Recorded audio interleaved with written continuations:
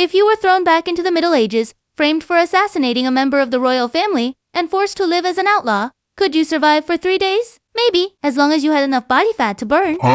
Medieval society didn't have a modern wanted system, but under the laws of the time, once a criminal was spotted, nearby people were expected to raise the hue and cry. The alarm could pass from one village to the next, until the suspect was handed over to the sheriff. And if they failed to do that, the whole area could be held responsible.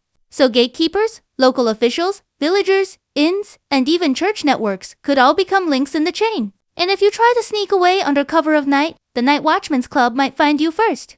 If you somehow escaped the chase, starting over somewhere else still wouldn't be as easy as it is today. Medieval society wasn't built for a random stranger to simply show up and settle down. If people didn't know where you came from, who you worked for, or who could vouch for you, they wouldn't see you as some isekai hero. Okay, they wouldn't think that anyway. They would just start slapping labels on you. A fugitive, a spy, a bandit, a heretic, scarlet witch, Twitch the plague rat, an omen from a pile of corpses, the scourge of chickens, or whatever is sleeping under the monastery. In short, you probably wouldn't look like a good guy. In the Middle Ages, if you wanted people to accept you, you usually needed approval from someone like a priest, a manor steward, or a respected local figure. These were the people who helped manage labor duties, rents, disputes, and the everyday order of the community. And to earn their trust, you often had to enter some kind of stable social relationship. The safest way was to become a farmhand for a local household, doing odd jobs and helping out where you could.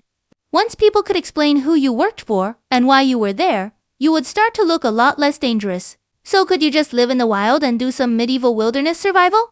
Not really. Without a blacksmith, you probably couldn't even make the most basic axe you take for granted in a game. In the Middle Ages, the people who could live outside villages and towns for a long time were usually only a few types. One was bandits and outlaws, but even they needed partners, informants, and hidden support to survive. The other was hermits, or religious recluses, who often had a religious identity and lived with support from the church, monasteries, or nearby villagers.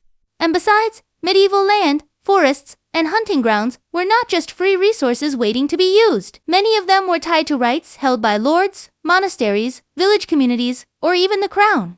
Cutting trees or hunting without permission could mean fines at best and imprisonment at worst. As nobles, we refuse to live among bandits, and we refuse to spend the rest of our lives under someone else's roof.